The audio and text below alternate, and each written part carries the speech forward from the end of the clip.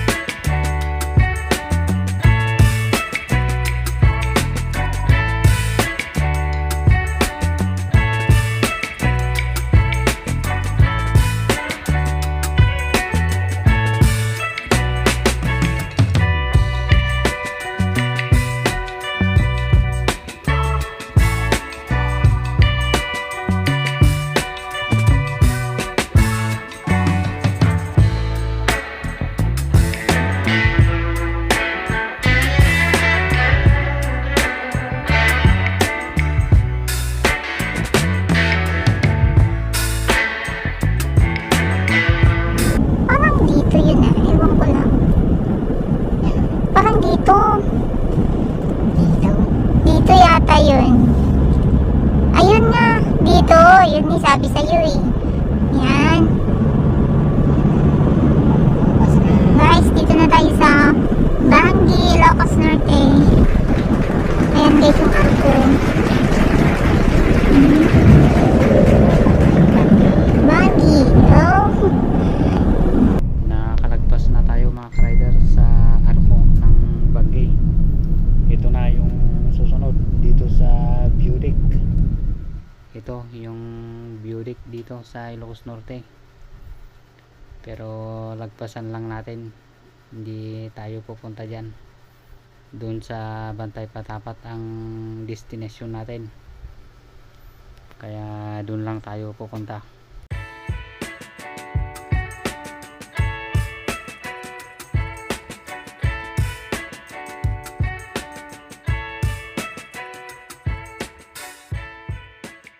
Andito na tayo sa Tanap dito sa Pagudpod mga ka-rider.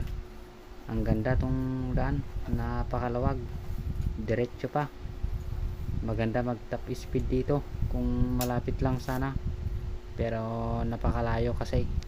Pag ganito lang ang daan na patakbuhan natin mga ka-rider, siguradong maka 120 kph sana tayo.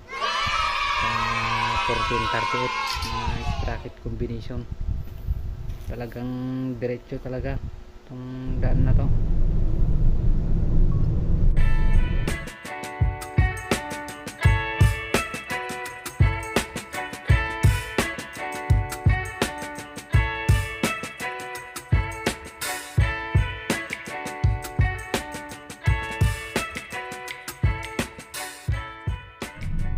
Pababa na yung mga daan dito mga ka-rider at kurbada pa. Medyo malapit na tayo dito sa Bantay Patapat mga ka-rider. Bagong bago pa itong mga daan nila kasi sinunto lang, hindi ganito kontak na. Ayun, maganda na. At ito na mga ka-rider, may nakikita na tayo na windmill. Yan, marami ng windmill dito. Pasensya na sa audio natin mga ka-rider dahil headset lang tong mic natin.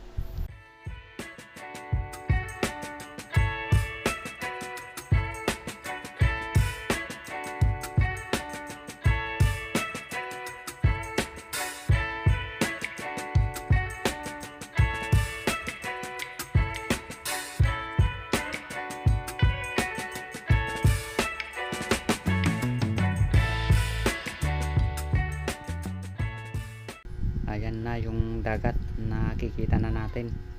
Malapit na tayo sa tulay, sa Bantay Patapat. Ito yung tulay mga ka-rider na napakatibay.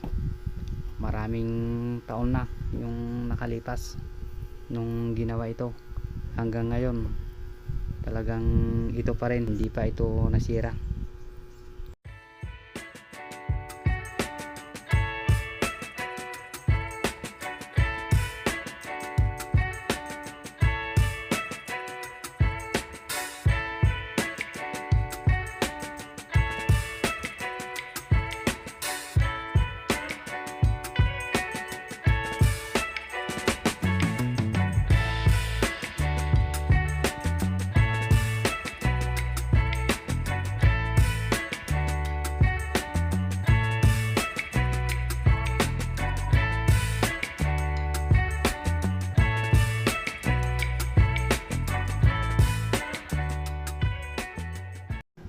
Ito na yung tulay mga ka-rider dito sa Bantay Patapat.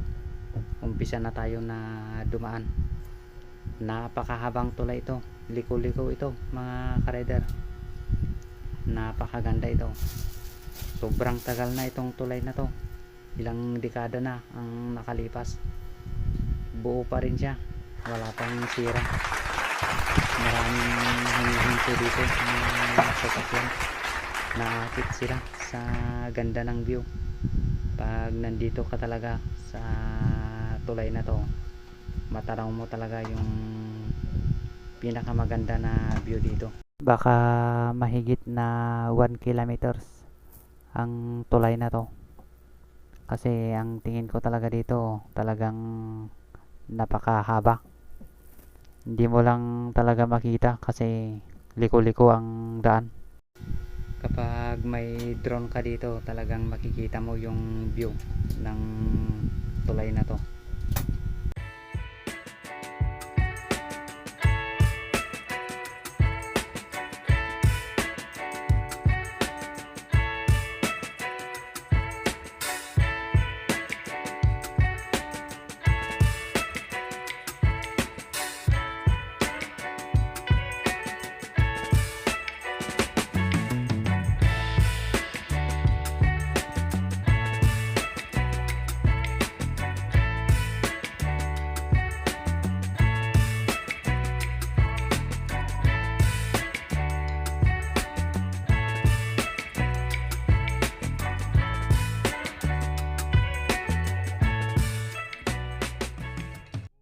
Bumaba tayo dito para tingin-tingin tayo dito sa paligid. Kung makita natin, napakatibay ang pagkagawa, pulido talaga.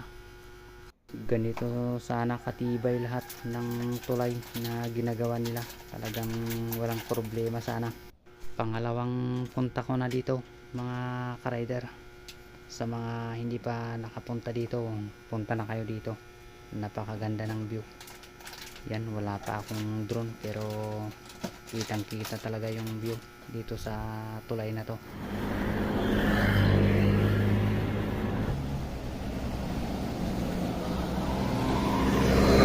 Dito na tayo mga ka-rider sa Bantay Patapat. Yan, yung mga daan. Nakatakot daw. Guys, doon yung sasakyan. Yan. Doon siya, oh. Pagkatapos natin mag-video dito mga ka-rider ay uuwi na rin tayo para hindi tayo magabihan. Mahirap na pag magabihan tayo sa daan. Pag magpunta kayo dito, hindi talaga kayo magsisisi sa ganda ng view. Marami nang pumunta dito. Maraming nakikinabang sa tulay na to. Pag ito yung nasira, talagang hindi na sila makakadaan. Merong ibang daanan pero malayo. Dito kasi dumadaan yung papunta ng Claveria, Cagayan at Isabela at marami pang iba mga ka-rider.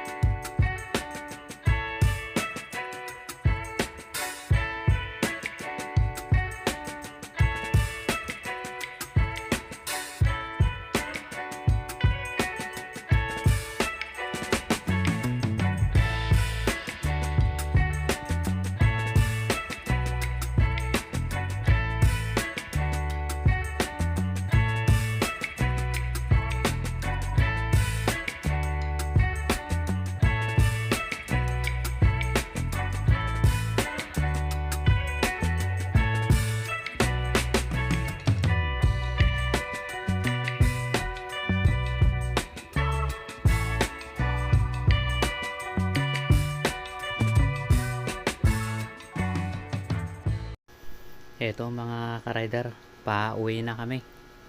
At hanggang dito na lang tong video natin. Salamat sa mga nanood at pa-subscribe naman mga ka-rider tong YouTube channel natin para updated kayo pag may bago tayong video.